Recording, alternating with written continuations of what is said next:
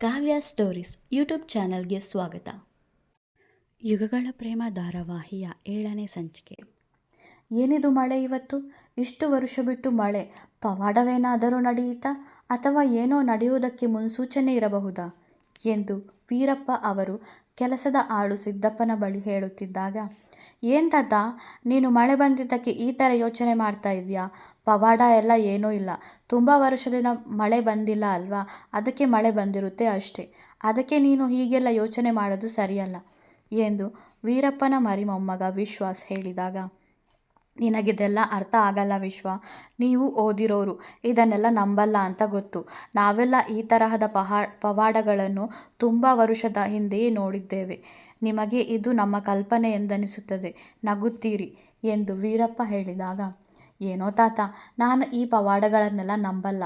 ಅದೆಲ್ಲ ನಿಮ್ಮ ಕಾಲಕ್ಕೆ ಸರಿ ಎಂದು ಹೇಳಿತಾ ತಾತನ ಜೊತೆಗೆ ಜಾಸ್ತಿ ಚರ್ಚೆ ಆಗೋದು ಬೇಡವೆಂದು ಅಲ್ಲಿಂದ ಹೊರಟನು ವಿಶ್ವಾಸ್. ಇವಾಗಿನ ಮಕ್ಕಳೆಲ್ಲ ಓದಿ ನಮ್ಮ ಮಾತನ್ನು ಎಲ್ಲಿ ನಂಬುತ್ತಾರೆ? ಅವರಿಗೆ ಅವರು ಹೇಳಿದ್ದೇ ಸರಿ ಎಂದು ಕೆಲಸದ ಆಳು ಸಿದ್ದಪ್ಪನ ಬಳಿ ಹೇಳಿದರು ವೀರಪ್ಪ. ಹ್ಞೂ, ನೀವೇ ಅಲ್ವಾ ಯಜಮಾನ್ರೆ, ಅಪ್ಪ ಅಮ್ಮ ಇಲ್ಲದ ಮಗು ಅಂತ ಅದೆಲ್ಲಿಗೂ ಕಳುಹಿಸಿ ಡಾಕ್ಟರ್ ಓದಿಸಿದ್ರಿ. ಆಮೇಲೆ ವಿದೇಶಕ್ಕೂ ಹೋಗಿ ಬಂದರು. ನಿಮ್ಮ ಮೇಲಿನ ಪ್ರೀತಿಯಿಂದ ಅಲ್ಲಿರೋಕೆ ಆಗದೆ ಇಲ್ಲಿಗೆ ಬಂದಿದ್ದಾರೆ. ಆದರೂ ಓದಿರೋದು ಅಲ್ವಾ, ನೀವು ಹೇಳಿದ್ದನ್ನೆಲ್ಲ ನಂಬಲ್ಲ ಅವರು ಎಂದನು ಸಿದ್ದಪ್ಪ. ಹೌದು, ನನಗೋಸ್ಕರ ಇಲ್ಲಿ ಇದ್ದಾನೆ. ನಾನೆಷ್ಟೇ ಅವನನ್ನು ಈ ಊರಿನಿಂದ ದೂರ ಇಡಬೇಕು ಅಂತ ಪ್ರಯತ್ನಿಸಿದರೂ ಅವನು ಮಾತ್ರ ಇಲ್ಲಿಂದ ಹೋಗೋಕೆ ತಯಾರು ಇಲ್ಲ. ಹೋದವನು ಮತ್ತೆ ಬಂದಿದ್ದಾನೆ. ಇಲ್ಲಿಂದ ಹೊರಟು ಹೋಗು ಅಂದರೂ ಕೇಳುತ್ತಿಲ್ಲ. ಬಂದು 2 ತಿಂಗಳಾಯಿತು. ಅವನು ಮನೆಯಲ್ಲಿರೋದಕ್ಕಿಂತ ಜಾಸ್ತಿ ಹೊರಗಡೆನೇ ಇರೋದು. ಯಾವಾಗ ಹೋಗ್ತಾನೋ ಯಾವಾಗ ಬರ್ತಾನೋ ಗೊತ್ತೇ ಆಗಲ್ಲ. ಕೇಳಿದರೆ ಅವರಿಗೆ ಔಷಧಿ ಕೊಡೋಕೆ ಹೋಗಿದ್ದೆ, ಇವರಿಗೆ ಔಷಧಿ ಕೊಡೋಕೆ ಹೋಗಿದ್ದೆ ಅಂತಾನೆ. ಇವನು ಆದಷ್ಟು ಬೇಗ ಈ ಊರು ಬಿಟ್ಟು ಹೋಗೋ ಥರ ಆದರೆ ಒಳ್ಳೆಯದು. ಇವನನ್ನು ನೆನೆಸಿಕೊಂಡರೆ ನನಗೆ ಯಾಕೋ ತುಂಬ ಭಯ ಆಗುತ್ತೆ ಸಿದ್ದಪ್ಪ. ಆದರೂ ಆ ದುರ್ಗಮ್ಮನ ಮೇಲೆ ಭಾರ ಹಾಕಿ ಸುಮ್ಮನಿದ್ದೇನೆ ಎಂದರು ವೀರಪ್ಪ. ದೇವರಿದ್ದಾರೆ ಯಜಮಾನ್ರೆ, ಎಲ್ಲ ನೋಡ್ಕೊಳ್ತಾರೆ ಎಂದು ವೀರಪ್ಪನನ್ನು ಸಮಾಧಾನಪಡಿಸಿದನು ಸಿದ್ದಪ್ಪ. ಮಳೆ? ಅದು ಹೇಗೆ ಸಾಧ್ಯ? ಈ ಊರು ಬರಗಾಲದಿಂದ ನಾಶವಾಗಬೇಕು ಎಂದು ನಾನೇ ಸುಮಾರು ವರ್ಷಗಳ ಹಿಂದೆ ಮಳೆ ಬರದಂತೆ ಬಲಿ ಕೊಟ್ಟು ಪೂಜೆ ಮಾಡಿ ತಡೆದು ನಿಲ್ಲಿಸಿದ್ದೆ. ಇವತ್ತು ಮಳೆ ಬಂತು. ಅದು ಹೇಗೆ ಸಾಧ್ಯ? ನನ್ನಿಂದ ಏನಾದರೂ ಕೈ ತಪ್ಪಿ ನಡೆಯುತ್ತಿದೆಯೇ? ಅದೇನೇ ಆಗಲಿ, ನಾನು ಹುಷಾರಾಗಿರಬೇಕು ಎಂದುಕೊಂಡನು ಅಘೋರಾಕ್ಷ. ನಮ್ಮನ್ನು ಕ್ಷಮಿಸಿಬಿಡು ಪುಣ್ಯ. ನಾವು ನಿನ್ನ ಒಪ್ಪಿಗೆ ಕೇಳದೆವೇ ಮದುವೆ ಮಾಡಿಸಿಬಿಟ್ವಿ. ಆದರೆ ವಂಶ್ ತುಂಬ ಒಳ್ಳೆಯ ಹುಡುಗ, ನಿನ್ನನ್ನು ಚೆನ್ನಾಗಿ ನೋಡಿಕೊಳ್ಳುತ್ತಾನೆ. ಅವನ ಬಗ್ಗೆ ನಿನಗೆ ಯಾವ ಅನುಮಾನವೂ ಬೇಡ. ಅಷ್ಟೇ ಅಲ್ಲ, ಆ ಮನೆಯಲ್ಲಿ ಇರುವವರೆಲ್ಲ ತುಂಬ ಒಳ್ಳೆಯವರು, ನಿನ್ನನ್ನು ಚೆನ್ನಾಗಿ ನೋಡಿಕೊಳ್ಳುತ್ತಾರೆ ಎಂದು ಪದ್ಮ ಹೇಳಿದಾಗ ಪುಣ್ಯ ಮೌನವಾಗಿ ಕುಳಿತಿದ್ದಳು. ಅಕ್ಕ, ಏನೇ ಹೇಳೆ, ಭಾವ ಮಾತ್ರ ಸೂಪರ್ ಆಗಿದ್ದಾರೆ ಕಣೆ ಎಂದು ಶ್ರೇಯ ಹೇಳಿದಾಗ ಅವಳನ್ನೇ ದುರುಗುಟ್ಟಿ ನೋಡಿದಳು ಪುಣ್ಯ. ಅವಳಿಗೆ ಹೆದರಿ ಅಲ್ಲಿಂದ ಓಡಿದಳು ಶ್ರೇಯ. ಇತ್ತ ಕೋಣೆಯಲ್ಲಿ ಅಕ್ಷರ ಮೇಲೆ ಕೋಪದಿಂದ ಕೂತಿದ್ದ ವಂಶ್. ಇವತ್ತು ಒಳ್ಳೆಯವಳಾಗ್ತಾಳೆ, ನಾಳೆ ಒಳ್ಳೆಯವಳಾಗ್ತಾಳೆ ಎಂದು ಕಾದಿದ್ದೇ ಬಂತು. ಕೊನೆಗೂ ನಮ್ಮ ಮಾನ ಮರ್ಯಾದೆನೇ ತೆಗೆದು ಹೋಗೇ ಬಿಟ್ಟಳು. ಹಠಮಾರಿ ಅಂತ ಗೊತ್ತಿತ್ತು, ಆದರೆ ಇಷ್ಟು ಎಂದು ಗೊತ್ತಿರಲಿಲ್ಲ. ಅಪ್ಪನ ಮಾನನೂ ಕಳೆದು ಬಿಟ್ಲು. ಪಾಪ, ನನ್ನ ಮದುವೆ ಆದ ಹುಡುಗಿ ಮನೆಯವರ ಒತ್ತಾಯಕ್ಕೆ ಮದುವೆ ಆಗಿರ್ತಾಳೆ ಎಂದು ವಂಶ್ ಒಬ್ಬನೇ ಮಾತಾಡಿಕೊಳ್ಳುತ್ತಿದ್ದಾಗ ಅಲ್ಲಿಗೆ ಬಂದ ರವಿಕುಮಾರ್. ವಂಶು, ನನ್ನ ಮಗಳನ್ನು ಸ್ವಲ್ಪ ಮುದ್ದಾಗಿ ಸಾಕಿದ್ದೀನಿ. ಮುಂದೆ ಅವಳು ನಿಮ್ಮ ಮನೆಗೆ ಬಂದ ಮೇಲೆ ತಿಳಿಯದೆ ಏನಾದರೂ ತಪ್ಪು ಮಾಡಿದರೆ ಬುದ್ಧಿ ಹೇಳು, ಅವಳು ತಿದ್ದಿಕೊಳ್ಳುತ್ತಾಳೆ. ಬೈಯೋದು ಹೊಡೆಯೋದು ಎಲ್ಲ ಮಾಡಬೇಡಪ್ಪ. ನಾನು ಅವಳಿಗೆ ಯಾವತ್ತೂ ಬೈದಿಲ್ಲ ಎಂದು ಕಣ್ಣೀರು ಹಾಕುತ್ತಾ ಹೇಳಿದರು ರವಿಕುಮಾರ್. ಇಲ್ಲ ಅಂಕಲ್, ನಾನು ಅವರನ್ನು ಚೆನ್ನಾಗಿ ನೋಡಿಕೊಳ್ಳುತ್ತೇನೆ. ನನ್ನ ತಂದೆ ಮಾನ ಉಳಿಸಿದ್ದಕ್ಕೆ ತುಂಬ ಧನ್ಯವಾದ ಎಂದು ಕೈ ಮುಗಿದನು ವಂಶ್. ಪರವಾಗಿಲ್ಲಪ್ಪ, ನನ್ನ ಸ್ನೇಹಿತ ಅಲ್ವಾ, ನಿಮ್ಮ ಮೇಲೆ ನಂಬಿಕೆ ಇಟ್ಟು ನನ್ನ ಮಗಳನ್ನು ನಿಮ್ಮ ಮನೆಗೆ ಸೊಸೆಯಾಗಿ ಕಳುಹಿಸಿದ್ದು. ಅವಳು ನಿಮ್ಮ ಮನೆಯಲ್ಲಿ ಚೆನ್ನಾಗಿ ಇರ್ತಾಳೆ ಅಂತ ಗೊತ್ತು. ಆದರೂ ಅವಳ ಒಪ್ಪಿಗೆ ಪಡೆಯದೇನೆ ಮದುವೆ ಮಾಡಿಸಿದ್ದು. ಆದ್ದರಿಂದ ಅವಳು ಸ್ವಲ್ಪ ಬೇಜಾರಲ್ಲಿದ್ದಾಳೆ. ಅವಳಿಗೆ ಸಮಾಧಾನ ಹೇಳೋ ಧೈರ್ಯ ನನಗಿಲ್ಲ. ಅದಕ್ಕೆ ನಿನ್ನ ಬಳಿ ಬಂದೆ ಎಂದರು ರವಿಕುಮಾರ್. ಏನು ಹೆದರಬೇಡಿ ಅಂಕಲ್, ನಿಮ್ಮ ಮಗಳು ನಮ್ಮ ಮನೆಯಲ್ಲಿ ಚೆನ್ನಾಗಿ ಇರ್ತಾರೆ ಎಂದು ವಂಶ್ ಹೇಳಿದಾಗ ರವಿಕುಮಾರ್ಗೆ ಸ್ವಲ್ಪ ಸಮಾಧಾನವಾಗಿತ್ತು. ಅರುಣ್ ತುಂಬ ಕೋಪದಲ್ಲಿದ್ದ. ತಂಗಿ ಅಕ್ಷರ ಜೊತೆಗೆ ವಂಶ್ ಮೇಲೂ ಕೋಪದಲ್ಲಿದ್ದ. ಅಲ್ಲ, ಆ ಅಕ್ಷರಾಗೆ ಸ್ವಲ್ಪನೂ ಬುದ್ಧಿ ಇಲ್ಲ. ಇವನೇನೋ ಹೇಳಿದ ಅಂತ ಮದುವೆ ಬಿಟ್ಟು ಹೋಗಿದ್ದಾಳೆ. ನನ್ನ ಬಳಿ ಹೇಳಬೇಕು ಅಂತ ಅನ್ನಿಸಲೇ ಇಲ್ವಾ ಈ ಹುಡುಗಿಗೆ? ಜೊತೆಗೆ ಆ ವಂಶ್ ಅಕ್ಷರ ಬಂದ ಮೇಲೆ ಅವಳನ್ನೇ ಮದುವೆ ಆಗ್ತೀನಿ ಅಂತ ಹೇಳೋದು ಬಿಟ್ಟು ಅದ್ಯಾವುದೋ ಬೇರೆ ಹುಡುಗಿನ ಮದುವೆ ಆಗಿಬಿಟ್ಟ. ಇನ್ನು ನನ್ನ ಅಕ್ಷರ ಗತಿ ಏನೋ ಎಂದು ಯೋಚಿಸುತ್ತಿದ್ದ. ನಮ್ಮ ಮನೆಯಲ್ಲಿದ್ದ ಆ ಅಕ್ಷರನೇ ನಮ್ಮ ಪ್ರಾಣ ತಿಂತಾ ಇದ್ಲು. ಇನ್ನು ಈ ಫಾರಿನ್ನಿಂದ ಬಂದಿರೋ ಹುಡುಗಿ, ಇವಳ ಯಾವ ಯಾವ ಅವತಾರ ನೋಡಬೇಕೋ ಏನೋ. ಪಾಪ, ನಮ್ಮ ವಂಶ್ಗೆ ಯಾವಾಗಲೂ ಕಷ್ಟನೇ. ದುರ್ಗಮ್ಮ, ನಮ್ಮ ವಂಶನ ನೀನೇ ಕಾಪಾಡಬೇಕು ಎಂದು ದೇವರ ಬಳಿ ಕೇಳಿಕೊಂಡರು ಅನ್ನಪೂರ್ಣ. ಕೋಣೆಯ ಒಳಗೆ ಬಂದಿಯಾಗಿದ್ದ ಅಕ್ಷರ ಸಹಾಯ ಮಾಡಿ ಎಂದು ಕೂಗಾಡಿ ಸುಸ್ತಾಗಿ ಅಳುತ್ತಾ ಕೂತಳು. ಪುಣ್ಯ ಅನಂತಮೂರ್ತಿಗಳ ಮನೆಗೆ ಸೊಸೆಯಾಗಿ ಕಾಲಿಟ್ಟಿದ್ದಳು. ಮನದಲ್ಲಿ ಭಯವಂತೂ ಇದ್ದೇ ಇತ್ತು. ವಂಶ್ಗೂ ಕೂಡ ಮುಂದಿನ ಜೀವನ ಹೇಗೋ ಏನೋ ಎಂದು ಚಿಂತೆಯಲ್ಲಿದ್ದ. ಆದರೂ ಇಬ್ಬರೂ ಮುಖವೆತ್ತಿ ಒಬ್ಬರನ್ನೊಬ್ಬರು ನೋಡಿರಲಿಲ್ಲ. ಅತ್ತೆ, ಅಚ್ಚು ಕಾಣಿಸ್ತಿಲ್ಲ ಅಂತ ನಿಮಗೆಲ್ಲ ಸ್ವಲ್ಪನೂ ಟೆನ್ಷನ್ ಇಲ್ಲ ಅಲ್ವಾ ಎಂದು ಅರುಣ್ ಸುಜಾತರ ಬಳಿ ಕೇಳಿದಾಗ, ತುಂಬ ಇದೆ ಕಣೋ ಟೆನ್ಷನ್. ಅವಳೊಬ್ಬಳೇ ಆ ನಿರ್ಧಾರ ತೆಗೆದುಕೊಳ್ಳಬಾರದಿತ್ತು. ನಮ್ಮ ಬಳಿ ಹೇಳಿದರೆ ಏನಾದರೂ ಮಾಡಿ ವಂಶ್ಗೆ ಬುದ್ಧಿ ಮಾತು ಹೇಳಿ ಸರಿಪಡಿಸಬಹುದಿತ್ತು. ಆದರೆ ಅವಳು ಎಂದು ಸುಜಾತ ಹೇಳುತ್ತಿರಬೇಕಾದರೆ, ಆದರೂ ನೀವು ಅವಳಿಗಾಗಿ ಕಾಯಬೇಕಿತ್ತು. ವಂಶ್ಗೆ ಬೇರೆ ಹುಡುಗಿ ಜೊತೆಗೆ ಮದುವೆ ಮಾಡಿಸಬಾರದಿತ್ತು. ಇನ್ನು ಮುಂದೆ ನನ್ನ ತಂಗಿಗೆ ಯಾರು ಗತಿ ಎಂದು ಅರುಣ್ ಹೇಳುತ್ತಿದ್ದಾಗ, ನಾವೆಷ್ಟೇ ಬುದ್ಧಿವಾದ ಹೇಳಿದರೂ ಅವಳು ಕೇಳುತ್ತಾನೇ ಇರಲಿಲ್ಲ. ಈಗ ಅವಳಿಂದ ನಮ್ಮ ಮನೆ ಮಾನ ಹೋಗಿದೆ. ಆ ರವಿ ಹಿಂದು ಮುಂದು ಯೋಚಿಸದೆ ಅವನ ಮಗಳನ್ನೇ ನಮ್ಮ ವಂಶ್ಗೆ ಮದುವೆ ಮಾಡಿಸಿಬಿಟ್ಟ. ಮೊದಲೇ ಫಾರಿನ್ನಿಂದ ಬಂದ ಹುಡುಗಿ, ಇನ್ನು ಅವಳು ನಮ್ಮ ವಂಶನ ಹೇಗೆ ಗೋಳಾಡಿಸುತ್ತಾಳೋ ಏನೋ. ಅಕ್ಷರ ಕಾಟನೇ ತಡ್ಕೊಳ್ಳೋಕ್ಕೆ ಆಗ್ತಾ ಇರಲಿಲ್ಲ ನಮಗೆ, ಇನ್ನು ಇವಳದ್ದು ಬೇರೆ ಎಂದು ಅನ್ನಪೂರ್ಣ ಕೋಪದಿಂದ ಹೇಳಿದಾಗ, ನಿಮಗೆಲ್ಲ ಖುಷಿನೇ ಅಲ್ವಾ? ಮೊದಲೇ ಅಕ್ಷರನನ್ನು ಕಂಡರೆ ಅಷ್ಟಕ್ಕಷ್ಟೇ. ಈಗ ಅವಳು ಮನೆ ಬಿಟ್ಟು ಹೋಗಿರೋದು ಇನ್ನೂ ಖುಷಿಯಾಗಿರಬಹುದು ನಿಮಗೆಲ್ಲ ಎಂದು ಹೇಳಿ ಅಲ್ಲಿಂದ ಹೊರಟು ಹೋದನು ಅರುಣ್. ಅನಂತಮೂರ್ತಿಗಳು ಅಕ್ಷರ ಮೇಲೆ ತುಂಬ ಕೋಪಗೊಂಡಿದ್ದರು. ರಾತ್ರಿ ಊಟ ಸಹ ಮಾಡದೆ ಹಾಗೆಯೇ ಮಲಗಿದ್ದರು. ಕೋಣೆಯಲ್ಲಿ ಒಬ್ಬನೇ ಕೂತು ಚಿಂತಿಸುತ್ತಿದ್ದಾಗ ಅನ್ನಪೂರ್ಣ ವಂಶ್ ಬಳಿ ಹೋಗಿ, ನಿನ್ನ ಜೀವನದಲ್ಲಿ ಏನೇನೋ ಆಗ್ತಾ ಇದೆ ವಂಶು.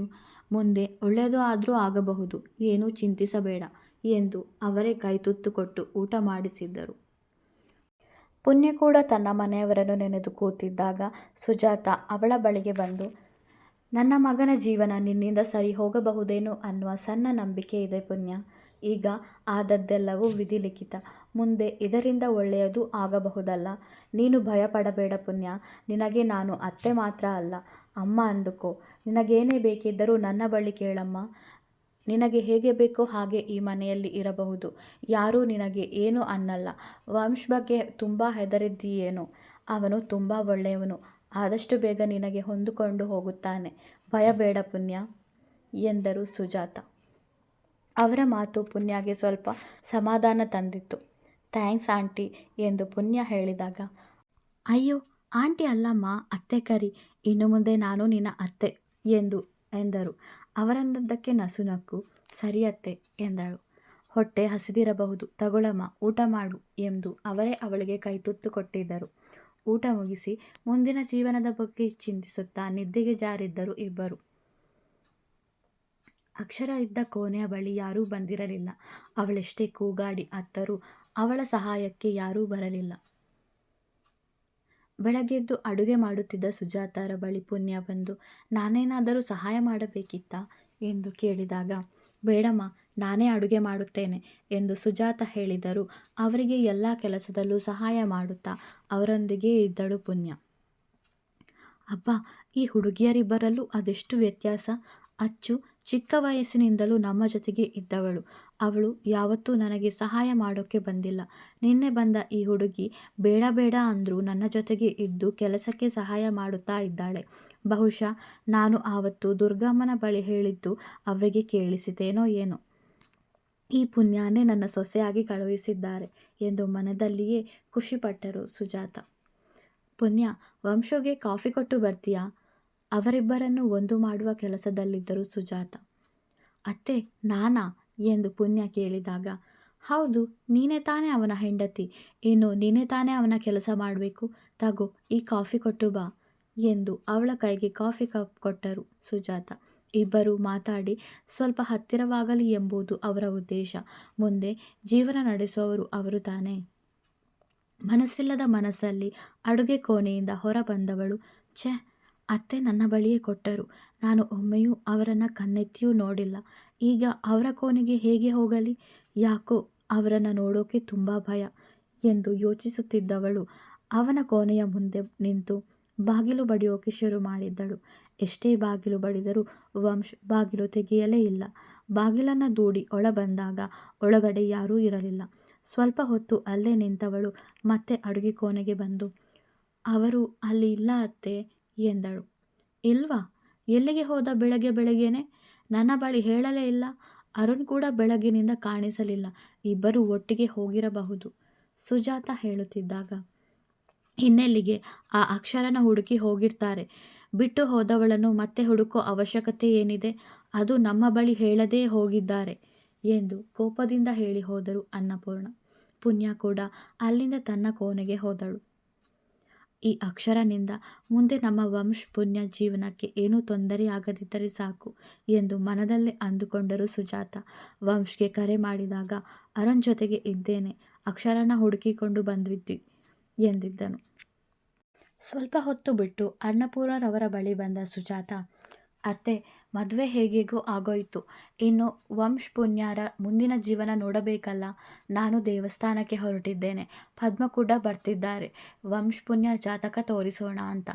ಜೊತೆಗೆ ಮೊದಲ ರಾತ್ರಿಯ ಶಾಸ್ತ್ರನೂ ಆಗಬೇಕಲ್ಲ ಅತ್ತೆ ಎಂದು ಸುಜಾತ ಹೇಳಿದಾಗ, ನನಗೇನೋ ಗೊತ್ತಿಲ್ಲ, ನೀವು ಏನು ಬೇಕಾದರೂ ಮಾಡಿ. ನನಗೆ ಆ ಅಕ್ಷರ ನಮ್ಮ ವಂಶನ ಮದುವೆ ಆಗೋದು ಸ್ವಲ್ಪನೂ ಇಷ್ಟ ಇರಲಿಲ್ಲ. ಆದರೂ ನೀವೆಲ್ಲ ಸೇರಿ ಮದುವೆ ತನಕ ಬಂದಿದ್ರಿ. ಈಗ ನೋಡಿ ಅವಳು ಏನು ಮಾಡಿದ್ದಾಳೆಂದು. ಈಗ ಈ ಹುಡುಗಿ, ಇವಳ ಬಗ್ಗೆ ನಮಗೇನೂ ಗೊತ್ತಿಲ್ಲ.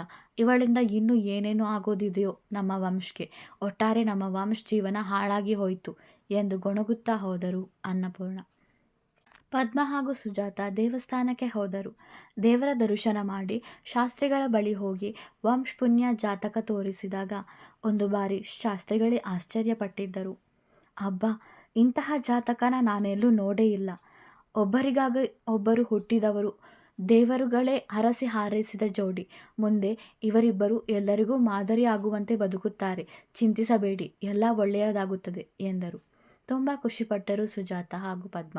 ಮೊದಲ ರಾತ್ರಿಯ ಶಾಸ್ತ್ರ ಮಾಡಬಹುದಾ ಎಂದು ಪದ್ಮ ಕೇಳಿದಾಗ, ಮಾಡಬಹುದು ಎಂದರು ಶಾಸ್ತ್ರಿಗಳು. ಇಬ್ಬರು ಖುಷಿ ಖುಷಿಯಾಗಿ ಮನೆಯತ್ತ ಬಂದಿದ್ದರು. ಅನ್ನಪೂರ್ಣ ಬಳಿ ಶಾಸ್ತ್ರಿಗಳು ಹೇಳಿದ ವಿಷಯವನ್ನೆಲ್ಲ ಹೇಳಿದರು. ಅವರು ಕೂಡ ಆಶ್ಚರ್ಯಪಟ್ಟಿದ್ದರು. ಅವರು ಬಂದ ಸ್ವಲ್ಪ ಹೊತ್ತಿಗೆ ಅಕ್ಷರ ಕೂಡ ಮನೆಗೆ ಬಂದಿದ್ದಳು. ಬೆಳಗ್ಗೆ ಯಾರೋ ಆ ಕೋಣೆಯತ್ತ ಬಂದವರು ಅಕ್ಷರನನ್ನು ಕಂಡು ಅಲ್ಲಿಂದ ಬಿಡಿಸಿದ್ದರು. ಸೀದಾ ಮನೆಯೊಳಕ್ಕೆ ಬಂದವಳನ್ನು ತರಾಟೆಗೆ ತೆಗೆದುಕೊಂಡಿದ್ದರು ಅನ್ನಪೂರ್ಣ. ನಮ್ಮ ಮಾನ ಹರಾಜು ಮಾಡಿ ಈಗ ಮತ್ತೆ ಇಲ್ಲಿಗೆ ಬಂದಿದ್ದೀಯಾ ಎಂದು ಕೋಪದಿಂದ ಅನ್ನಪೂರ್ಣ ಕೇಳಿದಾಗ, ಎಲ್ಲೋ ಹೋಗಿದ್ದೆ, ಇವಾಗ ಬಂದೆ. ನಿಮಗ್ಯಾಕೆ ಅದೆಲ್ಲ? ನನ್ನನ್ನೇನು ಹುಡುಕ್ಲಿಲ್ವಲ್ಲ ನೀವು ಎಂದು ಅಕ್ಷರ ಹೇಳಿದಳು. ಸಾಕು, ಮುಚ್ಚೆ ಬಾಯಿ. ಬಾಯಿಗೆ ಬಂದ ಹಾಗೆ ಮಾತಾಡಬೇಡ. ಮದುವೆ ಮನೆ ಬಿಟ್ಟು ಹೋಗುವಂಥದ್ದು ಏನಿತ್ತು ನಿನಗೆ? ನಿನ್ನ ಹುಡುಕಿಕೊಂಡು ಬೇರೆ ಬರಬೇಕಿತ್ತ? ನಮ್ಮ ಮಾನ ನಿನ್ನಿಂದ ಹೋಗಿದೆ ಅನ್ನೋ ಬೇಸರ ನಿನಗೆ ಇಲ್ಲ ಅಲ್ವಾ? ನಿನ್ನಿಂದ ಅದ್ಯಾವುದೋ ಬೇರೆ ಹುಡುಗಿನ ನಮ್ಮ ವಂಶಕ್ಕೆ ಕಟ್ಟೋ ಹಾಗಾಯಿತು ಎಂದು ಅನ್ನಪೂರ್ಣ ಹೇಳಿದರು. ಏನು? ವಂಶಕ್ಕೆ ಬೇರೆ ಮದುವೆ ಆಯಿತಾ? ಅದೇಗೆ ಸಾಧ್ಯ? ನನ್ನ ಬಿಟ್ಟು ಬೇರೆ ಹುಡುಗಿನ ಅದೇಗೆ ಮದುವೆ ಮಾಡಿಸ್ತೀರಿ? ಎಲ್ಲಿ ಅವನು? ಕರೆಯಿರಿ. ವಂಶ್ ವಂಶ್ ಎಂದು ಅಕ್ಷರ ಕರೆದಾಗ, ಅವನು ಮನೆಯಲ್ಲಿಲ್ಲ. ಅವನು ಮತ್ತೆ ಅರುಣ್ ನಿನ್ನೆ ಹುಡುಕಿ ಹೋಗಿದ್ದಾರೆ ಎಂದು ಅನ್ನಪೂರ್ಣ ಹೇಳಿದರು. ನನ್ನ ಬಳಿ ಬಂದು ಕಾಡಿಬೇಡಿ, ನನ್ನ ಮದುವೆ ಮಾಡಿಕೊಳ್ಳುತ್ತಾನೆ. ಆಮೇಲೆ ಅವನನ್ನು ಹೇಗಾದರೂ ಲಂಡನ್ಗೆ ಹೋಗಲು ಒಪ್ಪಿಸಬೇಕು ಅಂದುಕೊಂಡಿದ್ದೆ. ಇವಾಗ ಯಾರನ್ನೋ ಮದುವೆ ಆಗೋಕೆ ಹೇಗೆ ಒಪ್ಪಿಕೊಂಡ ಎಂದು ಯೋಚಿಸುತ್ತಾ ತನ್ನ ಕೋಣೆಯತ್ತ ಹೋದಳು ಅಕ್ಷರ. ಸುಜಾತ ವಂಶ್ಗೆ ಕರೆ ಮಾಡಿ ಅಕ್ಷರ ಬಂದಿರೋ ವಿಷಯ ಹೇಳಿದರು. ಅವರು ಮನೆಗೆ ಬರುತ್ತೇವೆ ಎಂದು ಹೇಳಿದರು. ಈ ಅಕ್ಷರಾಳಿಂದ ನನ್ನ ಮಗಳ ಜೀವನ ಹಾಳಾಗದಿದ್ದರೆ ಸಾಕು ಎಂದು ಅಂದುಕೊಂಡರು ಪದ್ಮ. ಮನೆಗೆ ಬಂದ ವಂಶ್ಗೆ ಅನ್ನಪೂರ್ಣ ಸರಿಯಾಗಿ ಬೈಯತೊಡಗಿದ್ದರು. ಅಲ್ಲ ವಂಶ್, ಅರುಣ್ ಜೊತೆಗೆ ನೀನ್ಯಾಕೆ ಹೋಗಬೇಕಿತ್ತು? ಇನ್ನು ಅವಳ ವಿಷಯ ಬಿಟ್ಟು ಬಿಡು. ಅದೇಗೋ ನಿನ್ನ ಮದುವೆ ಬೇರೆ ಹುಡುಗಿಯ ಜೊತೆಗೆ ನಡೆಯಿತು. ಇನ್ನು ಮುಂದೆ ನಿನಗೆ ಅವಳೇ ಎಲ್ಲ. ಅಕ್ಷರನನ್ನು ಮರೆತು ಬಿಡು ಎಂದರು. ನಾನೇನೋ ಹೋಗಿಲ್ಲ ಅಜ್ಜಿ. ಅರುಣ್ ತುಂಬ ಬಲವಂತ ಮಾಡಿದ್ದಕ್ಕೆ ನಾನು ಹೋಗಿದ್ದು. ಅವನಿಗೋಸ್ಕರ ನಾನು ಹೋಗಿದ್ದು, ಅವಳಿಗೋಸ್ಕರ ಅಲ್ಲ. ಅವಳು ಯಾವಾಗ ನಮ್ಮನ್ನು ಕಡೆಗಣಿಸಿ ಹೋದಳು ಅಂದೇ ಅವಳನ್ನು ಮರೆತು ಆಗಿದೆ. ಇನ್ನು ಅವಳ ತಂಟೆಗೆ ನಾನು ಹೋಗುವುದಿಲ್ಲ ಎಂದು ತನ್ನ ಕೋಣೆಗೆ ಹೋದನು ವಂಶ್. ಅರುಣ್ ಅಕ್ಷರ ಬಳಿ, ನೀನೇಕೆ ಹೀಗೆ ಮಾಡಿದೆ? ನನ್ನ ಬಳಿ ವಿಷಯ ಹೇಳಬಹುದಿತ್ತಲ್ಲ ಎಂದು ಕೇಳಿದಾಗ, ನಾನೇನು ಅವನು ನನ್ನ ಹುಡುಕಿ ಬರುತ್ತಾನೆ, ಆವಾಗ ಅವನ ಬಳಿ ಲಂಡನ್ಗೆ ಹೋಗುವುದಾದರೆ ಮಾತ್ರ ಮದುವೆ ಆಗೋದು ಅಂತ ಹೇಳಬೇಕು ಅಂತ ಇದ್ದೆ. ಆದರೆ ಈಗಾಯಿತು. ಈ ವಂಶ ಯಾಕೆ ಬೇರೆ ಮದುವೆ ಆಗೋಕ್ಕೆ ಒಪ್ಪಿಕೊಂಡ? ನಾನು ಹೀಗೆಲ್ಲ ಆಗುತ್ತೆ ಅಂತ ಅಂದುಕೊಂಡಿರಲಿಲ್ಲ ಎಂದು ಅಕ್ಷರ ಹೇಳಿದಾಗ, ನೋಡು, ನೀನು ಮಾಡಿದ ಒಂದು ತಪ್ಪು ಏನೆಲ್ಲ ಆಗೋಯ್ತು. ಮಾವ ನಿನ್ನ ಮೇಲೆ ತುಂಬ ಕೋಪ ಮಾಡಿಕೊಂಡಿದ್ದಾರೆ. ವಂಶ್ ಕೂಡ ಬೆಳಿಗ್ಗೆ ಅವನ ಬಳಿ ನಿನ್ನನ್ನು ಹುಡುಕೋಗೆ ಹೋಗೋಣ ಅಂತ ಹೇಳಿದ್ದಕ್ಕೆ ನಾನು ಬರಲ್ಲ ಅಂದ. ನಾನೇ ಅವನನ್ನು ಬಲವಂತ ಮಾಡಿ ಕರೆದುಕೊಂಡು ಹೋಗಿದ್ದು ಎಂದು ಅರುಣ್ ಹೇಳಿದಾಗ, ಹೋ, ಮದುವೆ ಆದ ಮೊದಲ ದಿನವೇ ಹಾಗಂದನ? ಇರಲಿ, ನೋಡಿಕೊಳ್ಳುತ್ತೇನೆ ಮುಂದೆ ಅವನನ್ನು. ಅವನ ಹೆಂಡತಿಯನ್ನು ಮೊದಲು ನೋಡಿ ಎಚ್ಚರಿಕೆ ಕೊಡಬೇಕು ಎಂದು ಪುಣ್ಯ ಬಳಿ ಹೋದಳು ಅಕ್ಷರ. ಇವಳ ಹಠದಿಂದ ಜೀವನಾನೇ ಹಾಡು ಮಾಡಿಕೊಳ್ಳುತ್ತಾಳೆ ಇವಳು ಎಂದು ಕೋಪಗೊಂಡನು ಅರುಣ್. ಮೊದಲ ರಾತ್ರಿಗೆ ಸಿದ್ಧತೆ ನಡೆಯುತ್ತಿತ್ತು. ಅರುಣ್ ಅಕ್ಷರ ತುಂಬ ಕೋಪದಲ್ಲಿದ್ದರು. ಅಕ್ಷರ ಪುಣ್ಯ ಬಳಿ ಮಾತಾಡಲು ಬಂದಳು. ಹೋ, ನೀನೇನಾ ನಮ್ಮ ವಂಶುನ ಮದುವೆ ಆಗಿರೋಳು? ನೀನು ಈ ಮನೆಗೆ ಸೊಸೆ ಮಾತ್ರ. ವಂಶು ಹೆಂಡತಿ ಆಗೋಕ್ಕೆ ಸಾಧ್ಯ ಇಲ್ಲ. ವಂಶು ಯಾವತ್ತಿದ್ರೂ ನನ್ನೇ ಪ್ರೀತಿ ಮಾಡೋದು. ಬೆಳಗ್ಗೆನೆ ನನ್ನ ಹುಡುಕಿಕೊಂಡು ಬಂದಿದ್ದ. ನನ್ನ ಕಾಣದೆ ಒಂದು ಕ್ಷಣವೂ ಇರಲ್ಲ ಅವನು. ನೋಡ್ತಾ ಇರು, ನಿನಗೆ ಡೈವರ್ಸ್ ಕೊಟ್ಟು ಮತ್ತೆ ಅವನು ನನ್ನ ಬಳಿಗೆ ಬರುತ್ತಾನೆ ಎಂದು ಹೇಳಿ ಅಲ್ಲಿಂದ ಹೋದಳು ಅಕ್ಷರ. ಇವಳಿಗೆ ಮದುವೆ ಇಷ್ಟ ಇಲ್ಲದಕ್ಕೆ ತಾನೇ ಮದುವೆ ಬಿಟ್ಟು ಹೋಗಿದ್ದು. ಮತ್ಯಾಕೆ ಈಗ ಹೀಗೆ ಮಾತಾಡುತ್ತಾಳೆ? ಇವಳಿಗೆ ಸ್ವಲ್ಪವೂ ಬೇಸರವಿಲ್ಲವಲ್ಲ ಮನೆಯವರು ಇವಳಿಂದ ನೊಂದುಕೊಂಡಿದ್ದಾರೆಂದು. ಅದೇನು ಹುಡುಗಿನೋ ಏನೋ ಎಂದು ಮನದಲ್ಲೇ ಅಂದುಕೊಂಡಳು ಪುಣ್ಯ. ಪುಣ್ಯ ಬಳಿ ಹಾಲು ಕೊಟ್ಟು ವಂಶ್ ಕೋಣೆಗೆ ಹೋಗಲು ಹೇಳಿದರು ಸುಜಾತ. ಅಯ್ಯೋ, ಈ ಹೃದಯ ಅದ್ಯಾಕಾದರೂ ಇಷ್ಟು ಜೋರಾಗಿ ಬಡ್ಕೊಳ್ತಿದೆಯೋ ಏನೋ. ನಿನ್ನೆ ನಮ್ಮಿಬ್ಬರ ಮದುವೆ ಆದರೂ ಆ ಹುಡುಗಿ ಮುಖ ಇಲ್ಲಿವರೆಗೂ ನಾನು ನೋಡಿಲ್ಲ. ಹೇಗಿದ್ದಾಳೋ ಏನೋ. ಹೇಗಾದರೂ ಇರಲಿ, ಅವಳಿಂದ ಈ ಮನೆಗೆ ಒಳ್ಳೆಯದಾದರೆ ಸಾಕು. ಅಜ್ಜಿ ಹೇಳ್ತಿದ್ರು, ಲಂಡನ್ನಲ್ಲಿ ಓದಿ ಬಂದಿರೋ ಹುಡುಗಿ ಅಂತ. ಈ ಅಕ್ಷರಾನೇ ಲಂಡನ್ಗೆ ಹೋಗೋಕೆ ಏನೆಲ್ಲ ಮಾಡಿದ್ಲು. ನನ್ನ ಮದುವೆನೇ ಬೇರೆ ಅವರ ಜೊತೆಗೆ ಆಗೋ ಹಾಗೆ ಮಾಡಿದ್ಲು. ಈಗ ಈ ಹುಡುಗಿ ನನ್ನ ಒಪ್ಪಿ ತ್ರಿಶೂಲಪುರಕ್ಕೆ ಬರೋಕೆ ಒಪ್ಪಿಕೊಳ್ಳುತ್ತಾಳ. ಅದೇ ವಿಷಯಕ್ಕೆ ನನಗೂ ಅವಳಿಗೂ ಏನಾದರೂ ಮನಸ್ತಾಪ ಆದರೆ ಏನು ಮಾಡೋದು? ದೇವ್ರೆ, ನೀನೇ ಎಲ್ಲದಕ್ಕೂ ಪರಿಹಾರ ಕೊಡಬೇಕು ಎಂದು ಕೇಳಿಕೊಳ್ಳುತ್ತಿದ್ದನು ವಂಶ್. ದುರ್ಗಮ್ಮ, ನನ್ನ ಮದುವೆ ಆಗೋ ಹುಡುಗನ ಬಗ್ಗೆ ಎಲ್ಲರೂ ಒಳ್ಳೆಯದನ್ನೇ ಹೇಳುತ್ತಿದ್ದಾರೆ. ಆದರೂ ಅವರ ಗುಣ ನಡತೆ ಹೇಗಿದೆಯೋ ಏನೋ. ನನ್ನ ಆಸೆ ಕನಸುಗಳಿಗೆ ಅಡ್ಡ ಬಾರದಿದ್ದರೆ ಸಾಕು. ನಾನು ಅವರ ಹೆಂಡತಿಯಾಗಿ ಈ ಮನೆ ಸೊಸೆಯಾಗಿ ಎಲ್ಲ ಜವಾಬ್ದಾರಿಯನ್ನು ನಿರ್ವಹಿಸುತ್ತೇನೆ. ನನ್ನಿಂದ ಯಾವ ತಪ್ಪುಗಳು ಆಗದಂತೆ ನೋಡಿಕೋ ಎಂದು ತನ್ನ ಮನದ ಭಯವನ್ನು ದೇವರ ಬಳಿ ಹೇಳುತ್ತಿದ್ದಳು. ಕೋಣೆಯ ಬಾಗಿಲು ತೆರೆದ ಸದ್ದಾದಾಗ ವಂಶ್ ಪುಣ್ಯ ಕಡೆಗೆ ನೋಡಿ ಎದ್ದು ನಿಂತ. ಒಳಬಂದ ಅವಳು ಅವನನ್ನೇ ನೋಡುತ್ತಾ ನಿಂತಳು. ಯುಗಗಳ ಪ್ರೇಮಿಗಳು ಮುಖಾಮುಖಿಯಾದ ಗಳಿಗೆಯದು. ಎಲ್ಲೋ ಹತ್ತಿರದಲ್ಲೇ ನೋಡಿದಂತಿತ್ತು, ಮಾತಾಡಿದಂತಿತ್ತು, ಒಟ್ಟಿಗೆ ಸಮಯ ಕಳೆದಂತಿತ್ತು. ಆದರೂ ಎಲ್ಲ ಅಸ್ಪಷ್ಟ ನೆನಪುಗಳು. ಯಾವುದೂ ಸರಿಯಾಗಿ ಇಬ್ಬರಿಗೂ ನೆನಪಿರಲಿಲ್ಲ. ಹಾಗೆಯೇ ನೋಡಿಕೊಳ್ಳುತ್ತಿದ್ದ ಇಬ್ಬರ ನಡುವೆ ಕೆಲ ಕಾಲ ಮೌನ ಆವರಿಸಿತ್ತು. ಮುಂದುವರಿಯುವುದು. ಸಂಚಿಕೆ ಹೇಗಿತ್ತು ಎಂಬುದನ್ನು ಕಮೆಂಟ್ ಮಾಡಿ ತಿಳಿಸಿ. ಕತೆ ಇಷ್ಟವಾದರೆ ಲೈಕ್ ಮಾಡಿ, ಸಬ್ಸ್ಕ್ರೈಬ್ ಮಾಡಲು ಮರೆಯಬೇಡಿ. ಧನ್ಯವಾದಗಳು.